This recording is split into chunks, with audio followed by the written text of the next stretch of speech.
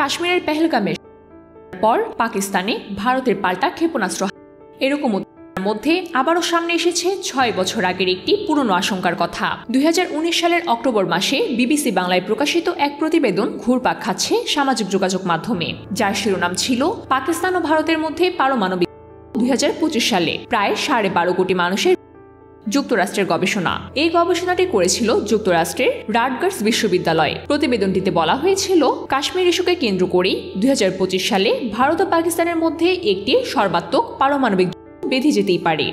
সংখ্যা প্রায় ১২.৫ কোটি। সরাসরি বাইরেও হয়ে উঠতে পারে এর পরিণতি। বিশ্বজুড়ে জলবায়ুর ব্যাপক পরিবর্তন, খাদ্য সংকট এবং অনাহারে কোটি কোটি মানুষের। এই গবেষণার অন্যতম বিজ্ঞানী অধ্যাপক অ্যালেন রবক তখন বলেছিলেন, ভারত ও পাকিস্তান তাদের পারমাণবিক ভান্ডার শুধু বাড়াচ্ছে না, সেই ক্ষমতাও ক্রমেই বেড়ে চলছে। ফলে এই অঞ্চলগুলোর মধ্যে লাগার আশঙ্কা সব থেকে বেশি। যদিও তারা ২০২৫ সালকে কেবল একটি সময়কাল হিসাবে বেছে নিয়েছিলেন ভবিষ্যৎ অনিশ্চয়তার একটি সম্ভাব্য চিত্র আঁকার জন্য, কিন্তু এ বছরটি ২০২৫ সাল, আর কাকতালীয়ভাবে ভারত ও পাকিস্তান সীমান্তে ঘটছে ঘটনা।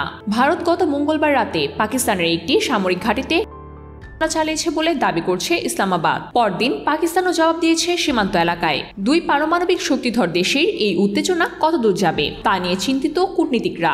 সামাজিক যোগাযোগ মাধ্যমে বহু মানুষ এখন সেই পুরনো গবেষণার কথা তুলে ধরে প্রশ্ন তুলছেন, তাহলে কি বাস্তবেই সেই ভবিষ্যতের পূর্বাভাস সত্য হতে যাচ্ছে?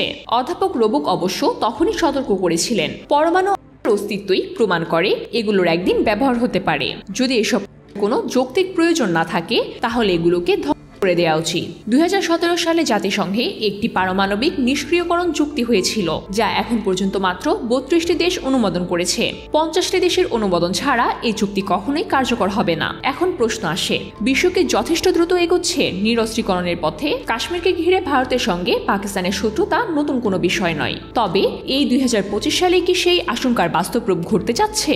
যদিও এর উত্তর এখনো অজানা, কিন্তু আকাশে ভেসে বেড়াচ্ছে বিপদের এক ঘন মেঘ।